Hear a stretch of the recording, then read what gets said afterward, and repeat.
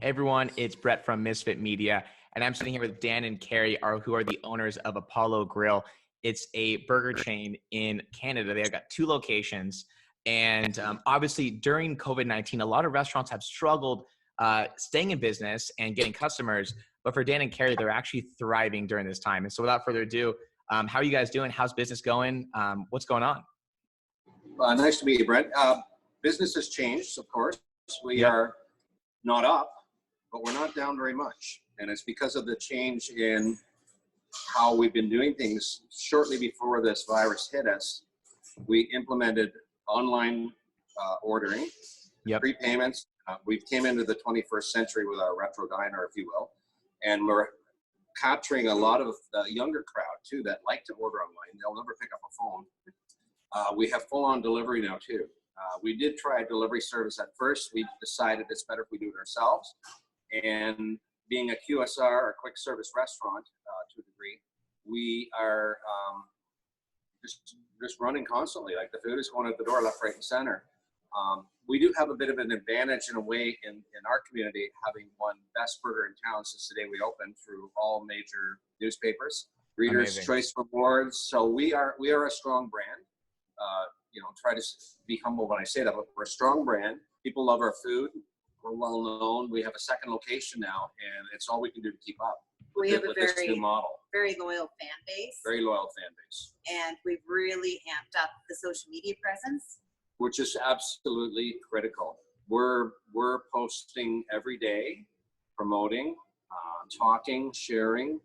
Joining other groups, other restaurant groups. Yes. And trying to get it in not just like Apollo Grill, but trying to join all these other support groups and restaurant groups and community groups. Every place we can possibly join. Yes. And to be on Instagram for the young kids and more Facebook for, the young and old, but trying to capture the young people now with the Instagram and doing aesthetically very pleasing, using the proper hashtags and really aggressively going after the social media aspect of it. Absolutely. And with the social media, the likes and the shares have been through the roof. And really, how we portray it, if you have a look at our Facebook when we're done, and my daughter, the 21-year-old who's got 25,000 some Instagram followers for modeling, she really knows how to attract the attention on Instagram and Facebook. So she's been doing our posts for us because she's smarter than we are with the proper hashtag, with the good look and the proper food presentation, and people are sharing and liking and commenting left, right, and center. It's just exploded. Amazing. And guys, obviously it's awesome to have your daughter help you with that. What have you guys found as like the key performance indicator of this is going to be a great post, or what is it that maybe you can let us know that's been successful for you guys? Is it like strictly food photos? Is it more lifestyle? What are you guys posting about in general that's getting this awesome engagement? I'll comment on the first part. First and foremost, in this industry, it's very well known. The first thing you eat with is your eyes. Yep. A good presentation of your product. Yep. So people look at it and start drooling. This is food. They want to see something that's very enticing. And other than that, what do you think? Well, when we have like the retro diner, and especially the new location, it's only been open for a year. It's beautiful, with the neon lights and the kind of salmon mint green that kind of think of the old Disney studios. Yep. But when we post a picture, even though it's super cool with the chrome and with the neon and stuff, it does not get anywhere near the likes or the response than when we post a picture of the food. Because that's what we do. We're in the food. We do once in a while, like just here is the, the ambiance, the atmosphere. Here's what you can expect when you come here. But we don't do those very often. We try to do sort of like, I don't know, almost like one of those for every 10 of the food, because it's the food that makes you want to come in. Just to say, come on in and we have a special is not going to capture you the same way as a picture of this mouth-watering, delicious looking burger. It's like, okay, now I seriously am craving that. Our food photographs very well. Yeah. It's stacking in, it's rich, big double cheese with the gooey cheese, and it looks great in photos. But yeah, definitely the food, not the lifestyle pictures as much, just because we don't get the same response we find. Got it. Yeah, I think you guys said it's so important. People first eat with their eyes, but also, you look at all these brands online that sell like retail products, for instance, like Nike shoes or something. They spend thousands of dollars getting the perfect model with the perfect shot of their shoes. Why don't most restaurant owners treat their food the same way? It is your product, right? It should be seen as something you need to present in the best way possible. I'll tell you, for us as an agency, getting actually great content for the restaurant to help advertise for them is a difficult place for a lot of restaurants. It is. Restaurants struggle with it. Do you guys, have you used any kind of professional photographer to do this, or is it just strictly like iPhone shots, or what are you guys taking these photos with? We do have some pro shots from a few years ago from a professional studio. But again, my daughter being a model, being in front of the camera for the last 8 years, having her own good equipment and having such a strong presence for herself, for her band and her modeling on Instagram, Facebook, etc. She really knows how to take the proper pictures. So she knows the angles, she knows the lighting, she knows the shading. So Dan even took a bit of a course on how to photograph food through our local food distributor, Cisco Foods. And her pictures are still better just because she's had that experience being in front of the camera. Yep. She knows she can just capture that. But it is amazing, some people that post pictures of their food, and it's like you chose the worst picture. It's like, if that doesn't make you want to go there, why are you posting that? Like, it just has to have that certain professional quality. You can do so much now. Anybody on the iPhones, on so many of these cameras. Yes. Cameras, iPhone cameras, their Androids are amazing. So there's no reason you can't take a good photo. And edit it and just get that perfect lighting and make it like, if I was seeing this and it was not my restaurant, would I want to go there? That's right. 100%. And talk to us about the distribution of this content. Is it specifically through Facebook and Instagram? Are you guys also running ads for these platforms? Is it mostly organic reach? Mostly organic. I've done some boosting of post. We actually do very little advertising in our local mediums here. We are on the radio right now. I committed to a year-long package, which was unusual for me. But Got it. I thought, just to keep that brand recognition in front of people, we are doing that through a local oldie station, also tied in with a sports radio station. So that's going to go on till the end of the year. We have done, for the first time in our 10-year existence, coupons recently. And because of the quality of our food and our price point, I try not to discount, per se. But I did talk to a mailing program here, and I said, we got discussing, and I thought, sure, let's take a bit of a hit, especially on our new location in the north end, to the people that don't know we're there. So we blanketed the north end and eventually all of Peterborough, 100,000 roughly, with the buy one, get one half price burger coupon, or buy a burger and fry, get a free soda, and tried to put it in such a position that, okay, we're not going to lose money per se, but you're going to take a bit of a hit, but you get that exposure. And once they come in, they do come back. We do see that very much in this business. We've had, that I can see, very few people that come in once and never come back, especially for locals. We get a lot of regular. So yeah, we're doing that kind of stuff, like the couponing right now, the radio ad, which is on, and it's just a minor campaign other than its duration. But other than that, we don't do a lot of advertising. The other thing is very good to do with the marketing for Facebook and Instagram, say on Facebook, is to run a contest where it is tag a friend that you would bring in for lunch, share, and like. And then they have tagged their friend. And then it's like, we're going to do, even if it's a draw for $25 or $50. Or go big, $100 gift card even. Or even do $4.25. So 4 people in. And then they are doing your advertising for you. They're all sharing, and then their friends share and their friends share. And you've reached, and with Facebook, you can even see how many people you've reached. That's right. We get thousands, 4, 5, 6,000 people. So, 4 $25 gift cards actually reached 8,000 people in a few days, and got you those shares and likes, because you don't want to just get stagnant. Yes, we have so many followers or whatever, and the same people comment, the same people like. You want to get more people. So if you can ask them, hey, do our advertising for us, and we're giving you a chance to win. It's really such a simple thing for businesses to do. Social media, and it's free unless you're boosting the posts, and even then, it's not expensive. I boosted posts for $25, $30, and my daughter, of course, into doing that. She's like, Dad, you can reach this many people with a $30 Facebook ad. Yeah. And we reach thousands of people. Got it. Yeah, I would say for other restaurants, for other businesses, we see it with them. There's a really cool jewelry place downtown, Homemade, and they get so many people interacting and get that engagement rate up by, hey, guys, what's a chance to win? What about like an email or phone list? Do you guys have like a texting list or email list as well? I do have an email list through our online ordering system, and to be honest with you, I haven't even looked at it yet. It's 3 months Oh, old. really? We're busy as heck, but that has created a database because you have to create an email and password to sign in. Yeah. Once you do that, you're in with the Apollo app. Yeah. But that is sitting there. I do have a database, but to be honest with you, Brett, I haven't even looked at it yet. We haven't. So guys, that's what I was talking to you guys. It sounds like you guys are obviously seeing some killer success through social media, and that's fantastic, right? But email is that next level, right? Because you look at the average engagement rate with social media today, you got to do a lot of these crazy offers. You got to do these contests. You got to get that to achieve that reach. But email, hey, you own that contact. We're not relying on Zuckerberg and them changing the algorithm to decide who or whatever we want. We can send an email. Something for you guys, what might be kind of cool is as soon as someone makes an order, now you have their email. That's right. Trigger some kind of automation where 3 days later, you might have a bounce back offer, or 3 days later, you might have to let them know about something else you're doing. Now you can remonetize that customer real quick. Oh, it's valuable. You guys consider. Really.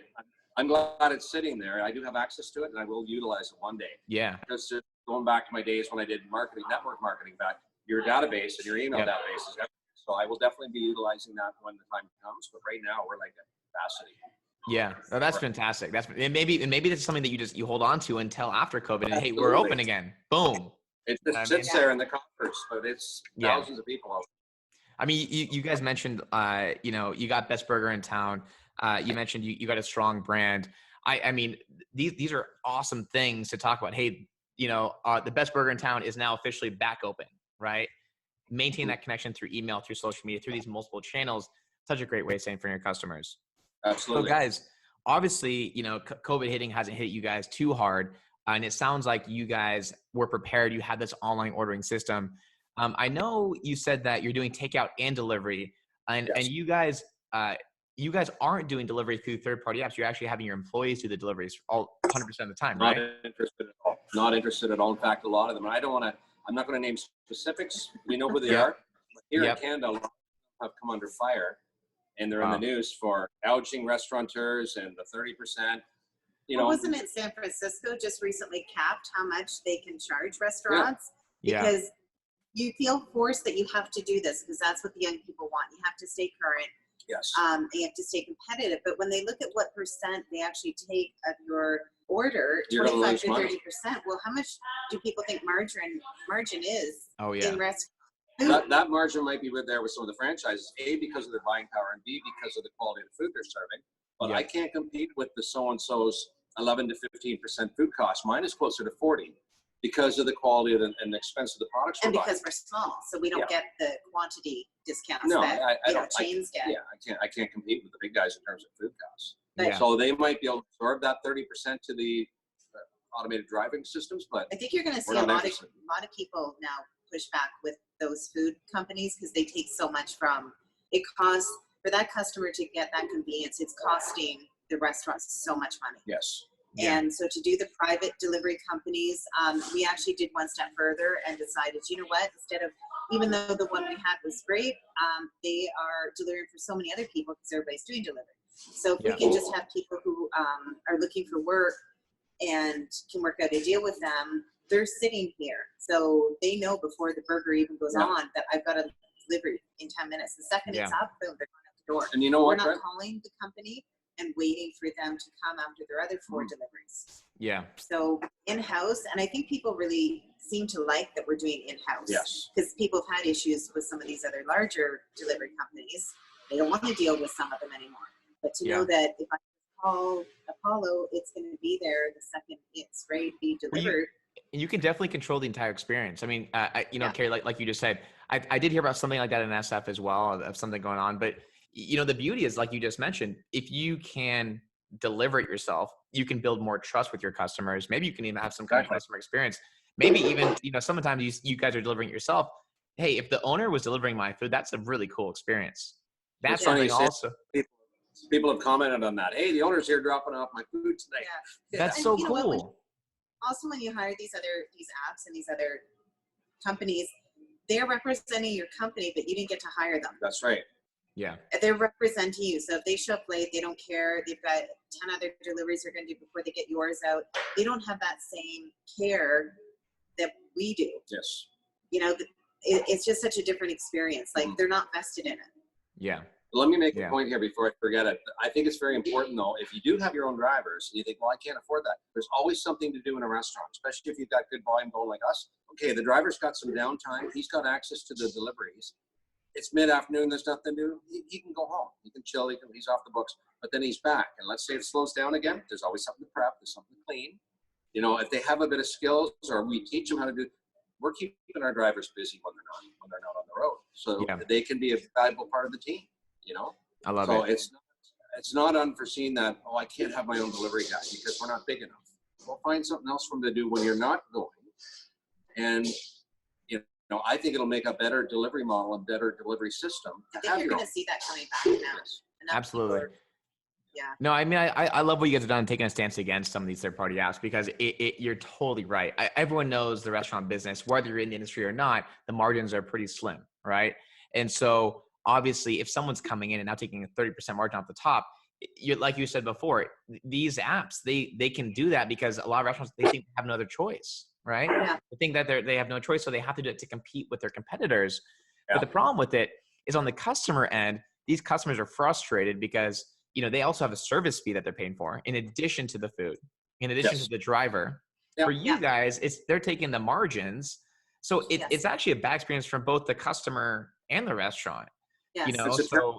I don't know how it ever exploded. I don't know. It's because people had no choice. People had no choice, or think they have no choice. Marked up, right? So marked up. If you order from us and get delivery, what you're going to pay when you walk in is what you're going to be paid there. Whereas we all know if you go to these chains, what you pay when you go in, I'll say you order online and go through one of these larger delivery companies, it's a lot more.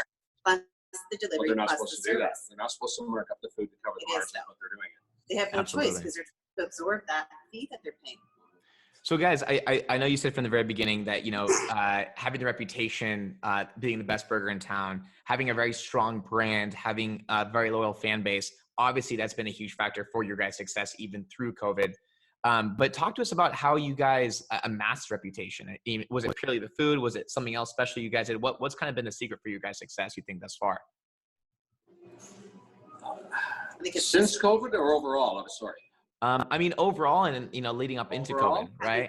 Yeah. A lot of research. I would say having a quality product. Having a quality product and not to tell the whole story, but I left a good day job of 10 years to start this restaurant. I just had enough of the day job and walked out one day.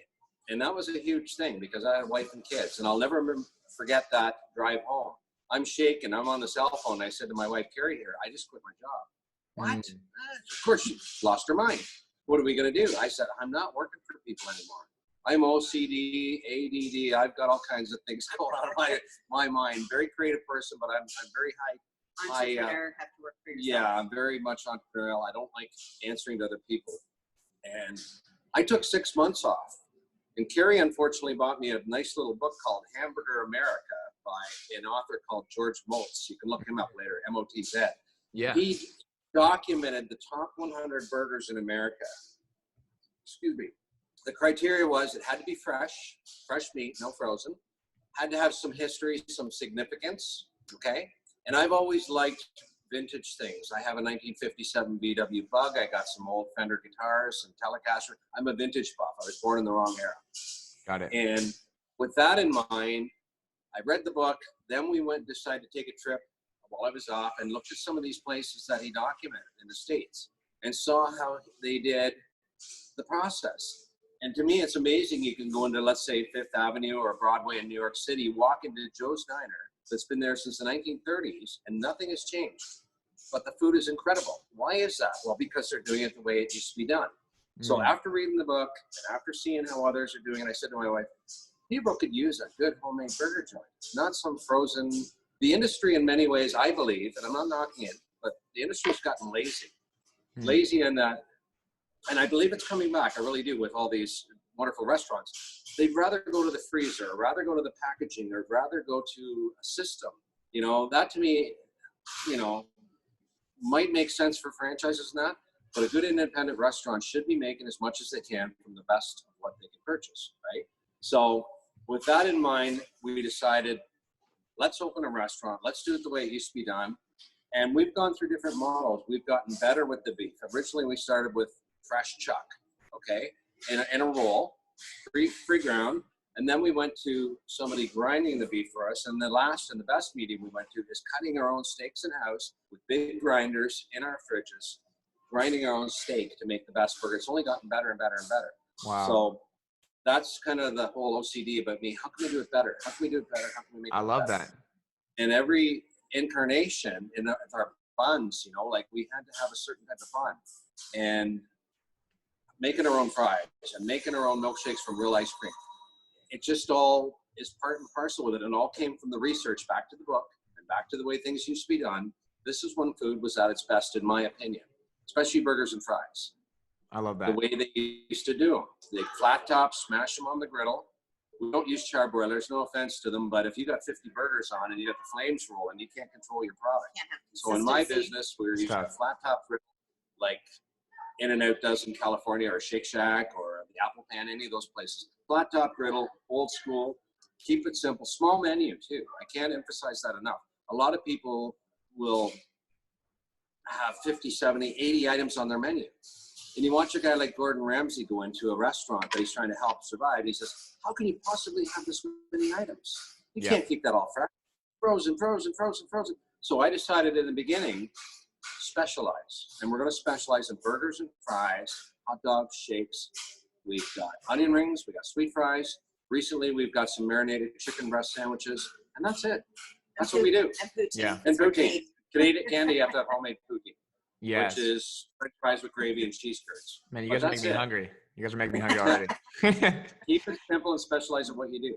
And I we love get it. asked all the time, when are you going to add fish, fry, you know? Not interested. It's like, no, it destroys the oil. Then you have to worry about people with allergies. Then you have, you know, like Are you going to have breakfast? chicken wings. It's like, Yeah. no. This is what we do. Do a few things and do it right. Once you start getting into these, you know, huge menus, you just can't keep it all fresh. And then you're not going to get all of those items ordered often enough so that all of your cooks are experts at cooking them. And a good model of this is your very own California's In-N-Out. Not necessarily my favorite joint, but the smallest menu on the planet. It's on the planet. It's okay.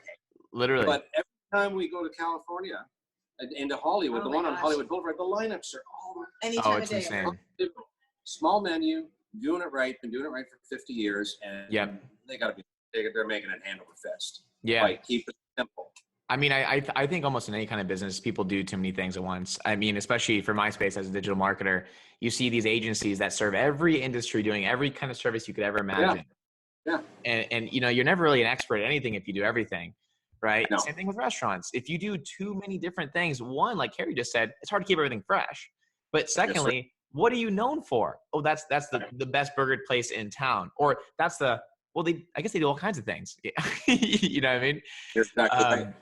You know, and for me too, obviously as an agency, when I first got going, I was doing all kinds of brands, e-commerce, fitness, women's products, men's products, you name it. Now I only do restaurants. And it was only after that point that we started really growing as a company and actually becoming an expert in any field, right? Obviously every industry is so different. I love that. And I was going to say the same thing. In-N-Out is the perfect example of a restaurant that's literally, I think they have 3 items on their menu max. That's it. So small. A single, a double, a shake, and a fry and soda. It's crazy. It's absolutely crazy. Yeah, absolutely. And then it's hard. You have to resist because you do get people commenting, especially on social media. When are you going to get this? Why not this? And they really push it. And you have to explain. You have to justify. And you have to let them know why you're not doing this. And it's like, okay, well, we got asked for this a couple times. Like, no, and we this is what do we it. are. Our open concept You know? kitchens and our griddle and our fryers, we can't keep up as it is some days. Start throwing roast beef on a bun or fish and chips into the mix. Yeah. No. And you're not going to please everybody. You have to just stick to it and kind of do that pushback. It's like, if, you know, not to sound rude, but like if you want to have fish, like, go open your own restaurant. Nice. Know? Yeah. Go open a place. We know what we're doing. We call it here at our company shiny object syndrome, right? It's easy to see the shiny objects and go after them. But honestly, at the end of the day, you're not really helping yourself. You're almost hurting yourself. And it's you got to keep your eye on the ball, right? I love it, guys. I absolutely love it. And then obviously, how is it, you know, a lot of our clients we work with are, you know, run by couples like yourself, married couples. How is that working together as partners in the business? And where do you guys see this business going, by the way? We fight like cats and dogs, like every other couple that own a restaurant. My son is in film school in Toronto. Well, obviously that's down right now. Well, he's online now again. He's online, but he worked with us for years while he decided what he wanted to do with his life. So It's been a whole family affair. It's been a family affair. The daughter, my model daughter, who does the social media, also a counter girl when she's not modeling or making music, knows this place inside and out. Carrie has a job at the hospital. She's in medicine here locally. But when she's not doing that, she's my HR girl, because I hate the HR aspect of it, doing schedules. I do have to hire and fire at times. In fact, we've only fired 4 people in 10 years, so I can't complain about that. Amazing. We have a really good crew. Really That's good fantastic. crew. But yeah, so it's not just even a couple working together. It's been as a family, and that has definitely had its rewards. It's definitely had its challenges. We're always on call.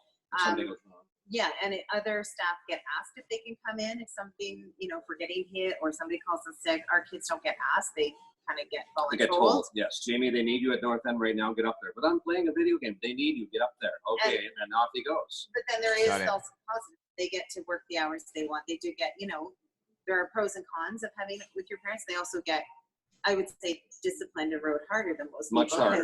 because they're our kids. You Much can talk harder. to them differently. We die tomorrow. They own the place, whether they like it or not. Absolutely. They own the place. But no, as far as the restaurant goes, we don't really. I mean, it pretty much. Where you go? Sorry about that. I called Right. you. No worries. It was just a minute. You're all good. And What about like, so you guys have 2 locations now. You guys have been open for 10 years. You guys are crushing it. Obviously, it sounds like, even during COVID, loyal fan base. Tell me about expansion. Are you guys looking to expand to more locations or even franchise potentially? Well, I'm 51 now, so I still feel I have the energy of a 20-year-old, but it's in smaller lengths of time. So like this store, I helped build with a friend of mine. Like I'm talking the actual construction. We gutted this place.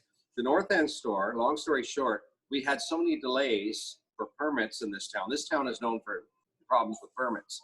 By the time we got our permits, I had lost all my contractors. Okay, they are like, we got other jobs to go on to. So I ended up building most of the store, like the drywall, the paint, some woodworking, because I'm a woodworker as well. Wow. I build cars. So my point is, it was a lot of work to open that second store. I documented my hours. I had 1,580 hours into building that place. You built it yourself. I built a lot of it myself. I had a plumber, I had an electrician, I had a woodsmith do some cabinet work in that beautiful job. Excuse me. And some of the framing was done, but all the wooden walls and all the trim and all the painting and a lot of the woodworking around the place, I had to do it because my contractors were gone. That is amazing. And my that's only point, been a year. Yeah, Are there any? Do you do have any pictures of that, by the way? I'm sorry? Do you have any pictures of you working on the restaurant, building it? Oh yeah, I got pictures. You guys should definitely put that up. Put that up in your restaurant. That is fantastic. Funny you say that, because this store at the back, in the little alley going back to the, or not alley, the hallway going back to the washrooms, Carrie had made up a big collage of this store being built. I love that. It's, you know, it's not out front because it's in color and everything in front is black and white, vintage, But it went from being like an insurance office to being a retro diner. So like taking with out open, the ceilings. yeah, open concept ceilings and all that. Very But my cool. point is about expansion. There's a market just west of here towards Toronto. Yep. Whitby, Oshawa. You don't need to go into the big city of Toronto when it's 6.5 million people because it's too slow. But on the outskirts, slow as in getting around. It's always traffic jam, etc. But on the outskirts, the Golden Horseshoe they call it, you've got Whitby, Oshawa, Ajax. These are booming markets. Yeah. And I have a sister that lives in Whitby, which is just east of Toronto. And the medium household income, because demographics are everything. If you're going to put a restaurant somewhere, know your demographic. What are they making? What are they doing? Who's there? Disposable income. Disposable income. That is so key. You might look at a place, oh, that looks busy, but nobody's spending money. You've wasted your money. So in terms of expansion, I might, if I have the energy, want to do something with the Oshawa, just east of Toronto, because there's a lot of restaurants and they're packed every night of the week. Got it. So that could be on my radar one day. Who knows? That's amazing. I actually got a friend in California that says, hey, why don't you bring one here? I'll invest in it. Yeah. I mean, if you think about it too right now, right? You know, what I've noticed as an agency and we have clients in 3 different countries, right? We do the US, we do Canada, and we do most like northern UK area. Now, what I will say though is it's been really interesting because you have half the market who had decided to we're going to shut down and try to weigh out the storm of COVID. You have half the market saying, you know what, let's just go for it. I think there's opportunity. Now, the people that are going for it, hey, they're honestly opening up a lot of opportunities. Because think about it, right? One, if you're staying open and you're providing for your community, well, half the competition's gone. So your community, there's still the same amount of people have to eat, but suddenly there's half the restaurants you can eat at. Well, one, you have the opportunity to earn those customers. And two, you have the opportunity to potentially steal customers from other restaurants that maybe they were going to before. Maybe someone before this month was going to some other burger concept that they were a big fan of, but that concept is now closed down and they were craving a burger. So up comes Apollo Grill. They try you guys, think this is the best place I've ever been to. Forget that other place. This is my new spot. So, I think it's killer. If you guys are looking at expansion, there will never be a better time post-COVID, right? No. Because there's going to be so many new opportunities. Yes. I mean, you it will guys, be it's going to be amazing. Yes. Even with saying that, like our other location has only been open for a year. So with this happening, and I mean, it just worked out. If you can name your restaurant that starts with an A, when you Google anything, like list of restaurants open, whatever, Apollo's like first. One of the reasons people think it's a Greek diner. I'm Irish. I'm not Greek. I love Greek food, but Apollo came from the Apollo Theater in New York. It's something to do with it. Just that I love generation, era. So we have had so many people come in and they're looking around and they're asking questions and they're first timers. Yes. It has been such incredible exposure because people are looking at Facebook groups, the newspaper, different places on social media to see who is still open, who's delivering, who's closed their doors, who's only open half the time, whatever. And they're coming across us. And now that we're doing so much delivery, we're finding these new ones. We delivered to you last Tuesday. Yeah. We delivered to you this Tuesday. Yes. I'll see you next Tuesday. Yes. Well, That's that, killer. But I love the Facebook group idea is really, really cool. Talk to us about what you guys are doing specifically in that, and how are you maybe going about finding these groups? They're approaching us. The one that happened today, Wade, like I know who he is. No, I found that one. Okay, we knew the name because he's a local realtor, a well-known realtor. Okay. But he, I've known who he is for years without actually meeting the guy. You found that group? I did, and I think that just from seeing what your friends are sharing, and even just when you start Googling, because he started this because there's a similar one in the States. So just like Peterborough is our city, so Peterborough, food or restaurants to go during COVID. Yes. Like just to do these searches and to see what is out there, because I bet every single city, town, big or small, has these groups out there. It's just doing a little bit of research and doing a bit of, just searching on Facebook, typing in the keywords, and so many groups have popped up. And then because we're getting tagged and then people are, sharing and showing us about it, and then you're aware of it and then you join. Now, you found us, Brett, because of that comment where somebody said, who's doing well during COVID, right? And I didn't want to get argumentative, but one woman said to me, prove it. You might remember that comment, prove it. And I'm kind of a fiery guy and I wanted to go, we're busy. But at the same time, I just said, well, here's a picture of us on Friday night. It's not like I got lots to prove, but maybe we do. It's like we are busy. We're fortunate. And it's not to brag. It's to say thank you. We are busy. We thank the community and the public for keeping us busy. But I wasn't lying to her. Like, we're getting our butt handed to us on some nights. I love that. 6:30 last Friday night, 6:30, I said to my girl, stop answering the phone. We have so many chits here. We're going to get into a bad situation if we don't get these orders out. So let's stop answering the phone. And then eventually one guy kept calling back. I picked up the phone. I said, hi, don't mean to ignore you, but things are so busy here right now. Call us in 20. Do you mind? Not at all. Wow. And he got it. He called back. I would say too, there's another couple things, factors that go into why we're doing well, and that is the type of food we have. You get the white table linen service. That's going to be much more challenging for them to try to provide takeout, because people are going to splurge. They're going to want ambiance. They're going to want the whole experience. If they're spending that kind of money and it's a treat, there's a ton of them in Toronto that are just not going to reopen. It's very sad because they're incredible restaurants and very successful restaurants with a long history, but they're not going to be able to offer $100 steak dinners for takeout. And zipping around Toronto to get it delivered. Like, it just doesn't lend itself. But we are very fortunate that work QSR. With our food, it's a comfort food. It perfectly lends itself to takeout and delivery. Another thing that we're so grateful for is our staff.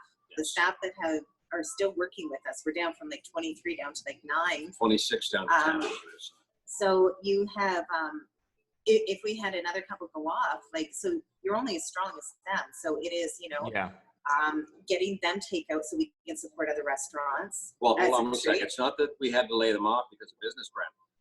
A lot of our staff, especially the younger ones who are, and rightly so, are afraid of what's going on. They would rather go home and take the government money right now and sit back and say, I'm scared of getting sick. And I'm saying, I get it. I get it. So it's not like we had to lay these people No, off. they weren't laid off. They went off. We were not laying off at all. They were scared like everybody else. We hired Got We had to hire. So it's both the food that we have, and then it's also our staff. And then having had that delivery and the app and the ordering online already set up. So there's a few things that really are beyond our control that we're very grateful for that just happened to work out for us. If someone, I mean, like, so Dan, you said that, like, you know, you felt bad bragging about your guys' success. The way I look at it is you guys are sharing an awesome story, and more people need to hear this story because more people need help right now, honestly. I know. More people need to know that someone is people like you are succeeding. Not as a, hey, look at me, look what we've done, but hey, look at me, and guess what? You can. Possible. You can too. I mean, I agree. It's literally, that's what it comes down to. And so that was a big reason why we wanted to do the podcast with you guys, or say, hey, this is an amazing story.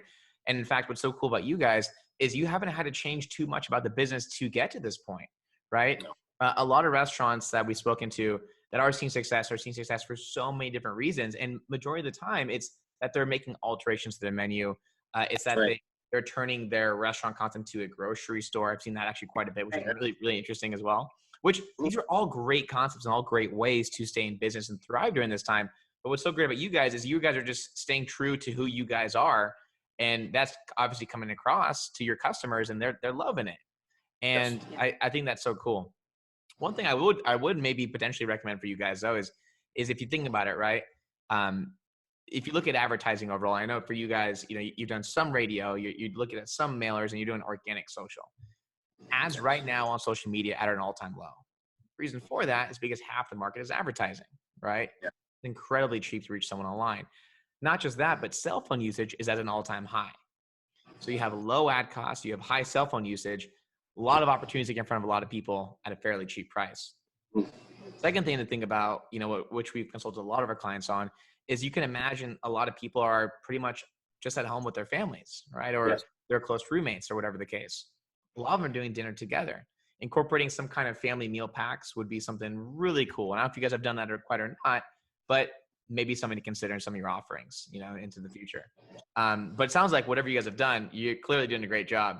So props to you guys. And I love what you guys have been up to. It's really, really awesome to see. And again, more people need to have your same mindset because, you know, that there is opportunity, and it's awesome to see it from you guys. Well, thank you. And when we started, we were nervous like everybody else, a little scared, you know, but you mean with what's going on, what are we going to do? But back to me, the figurehead of the company, she's got a day job. My kids are still kids. I said to myself, and I don't mean to be pompous or anything, I said, the strong will survive. And I didn't mean necessarily the best restaurants. I didn't mean it that way. I meant the strong personalities will survive. Yeah. And I myself as a pretty strong personality because from the way I grew up, very poor, and everything I've been through, I've been on the ledge my whole life. This is nothing new. It's no big deal. We will get through this. And these people are losing their minds and crying on social media, and I get it. And I'm afraid for them. I'm sad for them. They don't know how to deal with it. But it's like, we'll talk about this one day. It'll be behind us. We'll be fine. Stick to your guns. Do what you do best. Keep it simple. Smile. Keep your distance. It'll go away like everything else. Yeah. But that mindset kept me from getting all panic attack and anxiety because I'm an anxious guy. Yeah. But high strung. I haven't been panicking through this at all. We've done our thing. Well, we've had fun, and we're getting it done. One of our clients here in Southern California, he said to me, Brett, like kind of what you just said, Dan, is this is the ultimate gut check. This is the ultimate check that do you really love your business or not? So I think a lot of people have this fantasy idea of getting into the restaurant space. They dive in and realize what it really is, right? And so for some people, it's not the right kind of business. For some, it's the best kind of business for them, right? Yes. And so I think what you guys said earlier, you know, the industry's gotten a little lazy. That might be the case, you know, and it's interesting to see, you know, what's going to happen on the other side of this because, I mean, I've heard some stats like for every restaurant that closes, about 40% of them will not come back post-COVID. I know. And I don't know if that's true or not, or whatever the case, but it's going to be really interesting what happens. And so again, I was really glad that we were able to do this podcast because I want to give more people hope. Oftentimes, I think it's just a mindset shift. It's a matter of committing to mindset. That's all it is. That's all it is. Yep. Well, and I think it is too, even being willing to change and just to trial things. And if it doesn't work, then go back. We actually trial because we were thinking, should we get ahead of the game? And we're going to say no cash and you can only pick up contactless. We're going to do, we tried it for one day and had no sales and watched people drive up and read it. Came to the door, read the sign and drove off. And we're like, okay, we need to keep our community safe. We need to do our part to flatten the curve. We need to keep our staff safe. But we also need to have that fine line of also having a restaurant that the city loves to come to and a place of employment for 26 people at the end of this. So it's like, how do you do that fine line? So we tried it. We posted everywhere. This is what we're doing. It failed miserably. And the next day it was like, retract. Okay, we're putting up the plexiglass. Now we're going to have that you can, because what we were doing with that was you're eliminating basically anybody that can buy from you is somebody has a Visa or MasterCard. Yes. Yeah. They can't use debit. They can't use cash. We can't do e-transfers because we getting so many rapid orders and stuff. People pick it up and then cancel, like to try to reconcile it. E-transfer has worked for some restaurants here in town where they're doing like maybe a bit higher end sit down and it'll be less orders coming in. Yeah, it'll be like order Monday and Tuesday, e-transfer us for delivery Wednesday, Thursday, or Friday.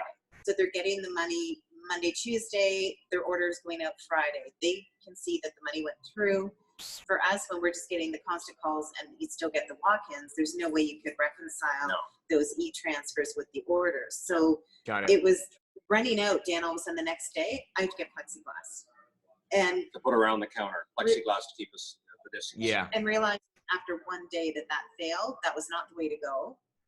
Okay, what do we do quickly now? And then when we go to less cash, there's all kinds of things because tip outs for drivers. Tip out your drivers, tip out our counter girls, our staff run across the street. We have a grocery store at each location. They can run over if they run out of tomatoes. Also, you have no cash. Nice. Then also your Interact debit Visa rates go through the roof, right? Because you pay a percentage. It's all of these logistics and these things that you just have to be ready every day. Adapt every day, it changes Adapt all and the time. flexible. And if it doesn't work, admitting that didn't work. No. Yeah. Go back Swallow and your pride and re-examine this. get on. Well, how do we make this work? Because that didn't work. Yes. Exactly. Yeah.